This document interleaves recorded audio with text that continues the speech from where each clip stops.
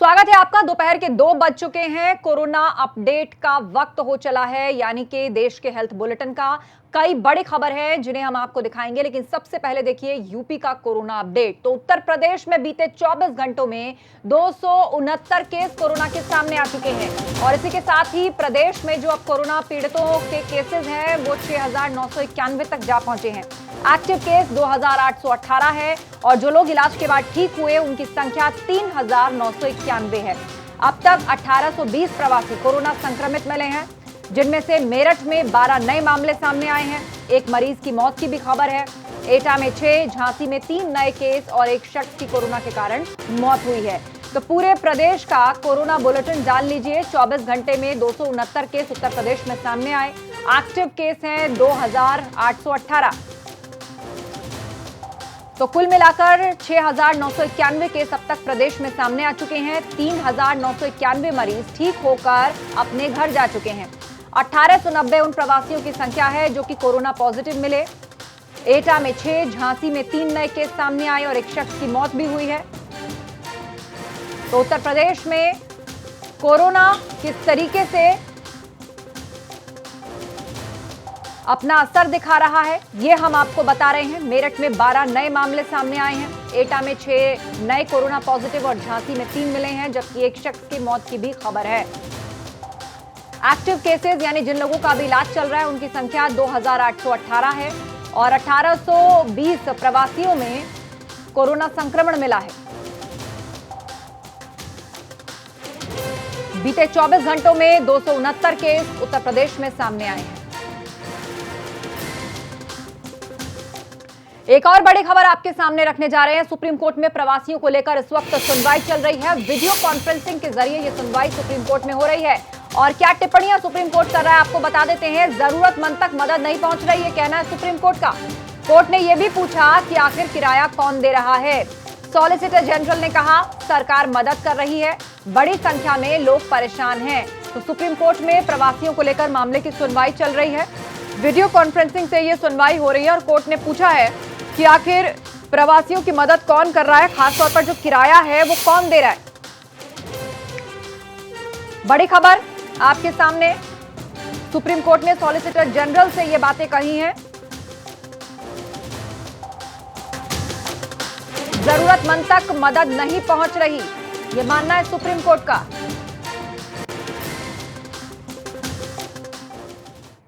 और इस वक्त एक और बड़ी खबर आपको बता देते हैं। राज्यों के सचिव के साथ कैबिनेट सचिव की बैठक की खबर है। कई राज्यों ने पूजा स्थलों को खोलने की मांग की है। इसके अलावा मेट्रो, रेल और सैलून खोलने का भी मुद्दा उठाया गया है। 31 मई को लॉकडाउन 4 खत्म हो रहा है और राज्यों से लॉकडाउन 4 के बाद सुझाव मांगे गए हैं, जिसमें कई राज्यों ने धार्मिक स्थल खोले जाने की बात कही है। सैलून खोले जाने की भी मांग की जा रही है। तो बड़ी खबर इस वक्त आपको बता रहे हैं। लॉकडाउन 4 31 मई को खत्म हो जाएगा और उससे पहले राज्यों से सुझाव मांगे गए हैं। तो राज्यों के सचिव के साथ कैबिनेट सचिव की यह बैठक है, जिसमें यह जानकारी निकलकर सामने आई है कि कई राज्यों ने पूजा स्थलों को खोलने की मांग की है।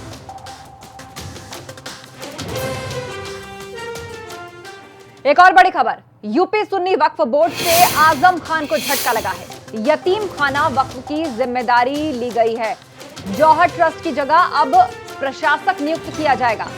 56 यतीम परिवारों को दोबारा जगह दी गई है। वक्फ बोर्ड की जमीन पर आजम खान ने यह स्कूल बनवाया था, जिसमें कि जो जौहर ट्रस्ट है, जो आजम खान का ही जौहर ट्रस्ट है, यतीम खाना वक्फ की जिम्मेदारी उससे ले ली गई है। जौहर ट्रस्ट की जगह अब एक प्रशासक नियुक्त किया जाएगा और वो ही इससे संबंधित कामकाज देखेगा। आपको बता दें 56 यतीम परिवारों को दोबारा इसमें जगह दी गई है। उबैदुर रहमान से अपडेट लेते हैं। उबैद, और क्या जानकारी मिल पा रही है?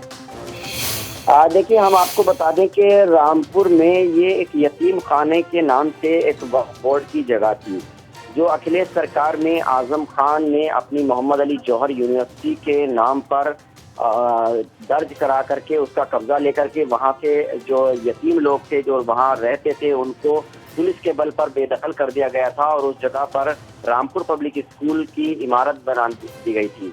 इसकी शिकायत पीड़ितों ने लगातार की, लेकिन समाजवादी पार्टी की सरकार में कोई कार्रवाई नहीं हुई। तो उसके बाद जब योगी सरकार आई तो लगातार ये शिकायतें होती रहीं और जो यतीम परिवार थे जिनको बेदखल किया गया था, उनकी शिकायत पर योगी सरकार ने संबंधित अधिकारियों को कार्रवाई करने का आदेश दिया था, जिसके बाद इसकी जांच की गई और जो रामपुर के जिलाधिकारी हैं उन्होंने इसकी पूरे मामले की जांच कराई और लंबी चली तफ्तीश के बाद जब वक्फ बोर्ड को पूरे मामले का संज्ञान कराया गया और पूरी रिपोर्टें आ गई, उसके बाद अब सुन्नी सेंट्रल वक्फ बोर्ड लखनऊ ने आजम खान के मोहम्मद अली जौहर ट्रस्ट के कब्जे को अवैध मानते हुए, गलत मानते हुए उसे बेदखल कर दिया है और इस संपत्ति को दोबारा से वक्फ बोर्ड ने उन्हीं यतीम परिवारों को, जो 26 परिवार हैं, उनको अलॉट किया है और साथ ही साथ एक कंट्रोलर वक्फ बोर्ड की तरफ से अधिकारी नियुक्त किया गया है 5 साल के लिए, जो इस संपत्ति की देखरेख करेगा ताकि इसको कोई खुर्द-बुर्द ना किया जाए। तो वक्फ बोर्ड की संपत्ति पर अवैध रूप से कब्जा करने का ये मामला था और आजम खान के खिलाफ तमाम तरह की शिकायतें इस तरह की मिली थी, जिसके चलते अब आजम खान सीतापुर की जेल में बंद हैं। उनकी पत्नी और बेटा भी साथ में 420 के मामले में बंद हैं और बहुत सारे मामले उनके ऊपर चल रहे हैं। तो आजम खान को ये एक बड़ा झटका है जब उनके मोहम्मद अली जौहर ट्रस्ट ने जो स्कूल बनाने के लिए संपत्ति कब्जाई थी, उस संपत्ति को वहां से बेदखल कर दिया है। आजम खान के जो कब्जा है उसको गलत मानते हुए सुन्नी सेंट्रल वक्फ बोर्ड ने उस पर अब एक कंट्रोलर नियुक्त कर दिया है और जो यतीम परिवार थे जिनको बेदखल किया गया था, उनको दोबारा से किरायानामा लिख करके उनको वहीं पर उनको कब्जा देने की बात कही गई है। तो सुन्नी सेंट्रल वक्फ बोर्ड की तरफ से ये बड़ा झटका है। समाजवादी पार्टी के जो सांसद हैं आजम खान के, उनके जो जौहर ट्रस्ट ने जिस जगह पर कब्जा किया था सपा सरकार के दौरान, और उससे उसकी पावर वापस ले ली गई है। अब एक प्रशासक को नियुक्त किया जाएगा, वो ही वहां का कामकाज देखेगा। शुक्रिया उबैद अहम जानकारी के लिए। उधर सीएम योगी आदित्यनाथ को इन दिनों मरीजों की काफी चिंता सता रही है, लिहाजा हर रोज वो अस्पताल के औचक निरीक्षण कर हालात का जायजा ले रहे हैं। कल भी सीएम ने आरएमएल अस्पताल का दौरा किया था और आज उन्होंने सिविल हॉस्पिटल का निरीक्षण किया। वहां मौजूद मरीजों के परिजनों से बात की उन्होंने। आपको बता दें, कल अस्पताल की बदहाल व्यवस्था पर मुख्यमंत्री ने संबंधित मंत्रियों और अधिकारियों को फटकार भी लगाई थी।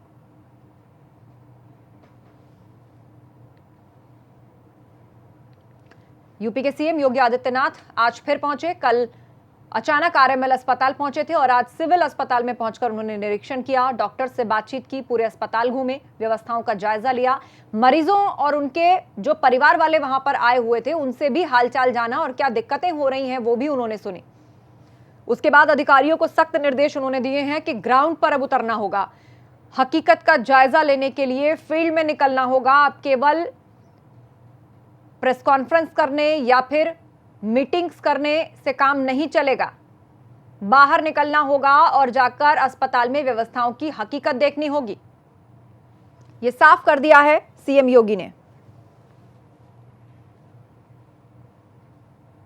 उधर आगरा में कोरोना को लेकर राहत मिल गई है और अब जिंदगी पटरी पर फिर से लौटते दिखाई दे रही है, क्योंकि यहां कोरोना संक्रमितों की संख्या अब 100 से भी कम रह गई है, जिसके बाद अब लॉकडाउन 4 में थोड़ी राहत भी दिखने लगी है। हालांकि एहतियात अभी भी बढ़ते जा रहे हैं। देखिए आगरा से नितिन उपाध्याय की रिपोर्ट। भले ही लॉकडाउन 4 31 मई तक है, लेकिन आगरा जो उत्तर प्रदेश का कभी कोरोना कैपिटल कहा जाने लगा था, उस शहर की रौनक अब वापस आने लगी है। शहर पटरी पर आने लगा है और यही वजह है कि भले ही प्रशासनिक आदेश नहीं हुए हों, लेकिन शहर में जो मूवमेंट है काफ़ी ज़्यादा बढ़ चुका है। एक्टिव केसों की संख्या इस समय 70 है और जल्द ही आगरा ऐसी उम्मीद जताई जा रही है कि कोरोना के कलंक से मुक्त होने वाला है। और ऐसे में प्रशासन ने और पुलिस ने भी जो तमाम सख्ती बना रखी थी, तमाम जो बंदिशें लगा रखी थी, उसमें तमाम छूट दी है। हालांकि दुकानें नहीं खुली हैं और इसका फैसला लॉकडाउन 4 के आखिरी दिन पर ही निर्भर करेगा, जब भारत सरकार और राज्य सरकार के जो निर्देश आएंगे उसके आधार पर प्रशासन फैसला लेगा। लेकिन फिर भी शहर में चहलकदमी काफ़ी ज़्यादा बढ़ी हुई थी। ये हरी पर्वत चौराहा है जहाँ ज़बरदस्त सन्नाटा देखने को मिलता था, पुलिस का ज़बरदस्त पहरा यहाँ देखने को मिलता था, बैरिकेडिंग हो रखी हुई थी। वहाँ अब लोग निकल रहे हैं और जिसकी तमाम मजबूरियाँ भी हैं, क्योंकि लगातार देखा जा रहा है कि प्रशासनिक व्यवस्थाएं अपनी जगह हैं, लेकिन जो शहर की अर्थव्यवस्था हो या प्रदेश की हो, देश की हो, वो लगातार चरमराई हुई है। और ऐसे में प्रशासन ने तमाम बंदिशें हटाई हैं, तमाम नरमी प्रशासन बरत रहा है क्योंकि एक लंबा अरसा हो गया, 2 महीने से ज़्यादा का वक्त हो गया, आगरा पूरी तरह से लॉकडाउन में था। 22 मार्च जिस दिन प्रधानमंत्री ने जनता कर्फ्यू का ऐलान किया, उस दिन से आगरा लगातार बंद चल रहा है और ऐसे में अब उम्मीद जताई जा रही है कि जिस तरह से आगरा में केसेस अब बिल्कुल सीमित संख्या में हैं, ऐसे में जल्द ये शहर खुल जाएगा और एक पुरानी रौनक लौटेगी, शहर पटरी पर लौटेगा। आगरा से कैमरा पर्सन देवी सिंह के साथ नितिन उपाध्याय, एबीपी गंगा। आगरा में बेशक राहत मिली हो, लेकिन मेरठ में कोरोना की चेन तोड़ने की कोशिशें लगातार जारी हैं। इसको लेकर कंप्लीट लॉकडाउन का ऐलान किया गया। सारी दुकानें बंद, हर तरफ सन्नाटा नजर आया। जिसने उल्लंघन किया उस पर कार्रवाई की गई। बलराम की रिपोर्ट देखिए। मेरठ में कोरोना संक्रमित मरीजों का आंकड़ा लगातार बढ़ रहा है और यही वजह है कि प्रशासन इस आंकड़े को कम करने के लिए और कोरोना की चैन को तोड़ने के लिए सप्ताह में 2 दिन कंप्लीट लॉकडाउन रखा है। यानी सोमवार और गुरुवार को ज़िले में कंप्लीट लॉकडाउन है और आज गुरुवार है। यही वजह है कि आप देख सकते हैं कि मेरठ में कंप्लीट लॉकडाउन रखा गया है। जो पुलिस के जवान हैं आप देख सकते हैं कि तैनात हैं। हर आने जाने वाले वाहन को रोका जा रहा है और उनसे कारण पूछा जा रहा है कि आखिरकार आप घर से बाहर क्यों निकले हैं। अगर उचित कारण नहीं है तो उनके खिलाफ कार्रवाई भी की जा सकती है। आप देख सकते हैं कि पुलिस के काफ़ी ज़्यादा तादाद में जवानों को तैनात किया गया है। ये स्थिति सिर्फ मेरठ के इस आबू लेन की नहीं है, ज़िले के हर चौराहे, हर गलियों में, हर सड़कों पर इस तरीके से पुलिस तैनात है और हर आने जाने वाले को रोक रही है ताकि लॉकडाउन का 100% पालन हो सके और इस महामारी से बचा जा सके। हमारे साथ डिप्टी एसपी हरिमोहन सिंह जी हैं, हम उनसे जानने की कोशिश करेंगे। सर, किस तरीके से लॉकडाउन का कंप्लीट पालन कराया जा रहा है? कंप्लीट लॉकडाउन है, लोगों को चेक किया जा रहा है। जिनके पास पास नहीं है उनके खिलाफ कार्रवाई भी की जा रही है और लॉकडाउन का 100% पालन हो रहा है और सभी जगह फोर्स लगा। हमारे मतलब अधिकारीगण भी सुपरवाइज कर रहे हैं, लगातार भ्रमण पे हैं सभी लोग। सर, बताया जा रहा है कि इस लॉकडाउन में सिर्फ मेडिसिन की दुकानें और दूध की दुकानों के अलावा सिर्फ अस्पतालों को खोलने की इजाज़त दी गई है, बाकी मंडी से लेके परचून की दुकानें सब बंद हैं। हाँ, बिल्कुल सही कह रहे हैं, बाकी दुकानें सब बंद है, मेडिकल और दूध हॉस्पिटल ही खुले हैं। तो क्या कंप्लीट लॉकडाउन का पालन हो रहा है जिले में? जी हाँ, बिल्कुल हो रहा है। तो ये डिप्टी एसपी हरिमोहन सिंह जी थे, जिनका साफ तौर से कहना है कि ज़िले में लॉकडाउन का 100% पालन कराया जा रहा है और जो भी इसका उल्लंघन करता हुआ पाया जा रहा है उसके खिलाफ कार्रवाई भी की जा रही है। मेरठ से वीडियो जर्नलिस्ट दीपक शर्मा के साथ बलराम पांडे, एबीपी गंगा। उधर मेरठ जोन के नए एडीजी राजीव सब्बरवाल ने कमान संभाल ली है। पुलिस किस तरह कोरोना काल की चुनौतियों से निपटेगी, कैसे पश्चिमी यूपी में क्राइम कंट्रोल किया जाएगा, इन सवालों को लेकर संवाददाता बलराम पांडे ने एडीजी राजीव से खास बातचीत की। मेरठ जोन के नए एडीजी राजीव सब्बरवाल जी ने आज अपना पदभार संभाल लिया है। कहा जाता है कि राजीव सब्बरवाल जी काफ़ी तेज तर्रार अधिकारी हैं। नोएडा और मेरठ में पहले भी बतौर एसएसपी तैनात रहे हैं और पश्चिमी उत्तर प्रदेश के हर एक हालात से बखूबी वो वाकिफ़ हैं। लेकिन अब नई जिम्मेदारी मिली है, उसको किस तरीके से निभाएंगे। हमारे साथ इस वक्त राजीव सब्बरवाल जी स्वयं मौजूद हैं। सर, किस तरीके से चुनौतियां होंगी पश्चिमी उत्तर प्रदेश की? देखिए, पुलिस की कार्यप्रणाली में अपराध नियंत्रण और सुचारू कानून व्यवस्था ये हमेशा से टॉप प्रायोरिटीज़ रहती हैं और रहनी भी चाहिए। और यहाँ पर इस टीम ने काफ़ी अच्छा कार्य किया है पहले भी, और हमारा प्रयास रहेगा कि उसको हम और बेहतर करें और सुचारू रूप से पब्लिक को जितनी भी सर्विस दे सकते हैं वो दें। इसके अतिरिक्त एक मेजर चीज़ है जन समस्याओं के त्वरित निदान का। कोशिश करेंगे कि जो पब्लिक की समस्याएं हैं उनको सुचारू रूप से हम त्वरित निदान कर सकें और शासन के जो निर्देश हैं उनका पालन कर सकें। वर्तमान में जो ये कोविड का एक बहुत बड़ा चैलेंज है, इसके लिए फोर्स को, जैसे आपने देखा, फोर्स सेंसिटाइज है कि संक्रमण से अपने आप को भी बचाना है, लेकिन पब्लिक को भी सेंसिटाइज करना है ताकि वो अपने आप को संक्रमण से बचा सकें। इसके लिए हम पूर्ण प्रयासरत हैं।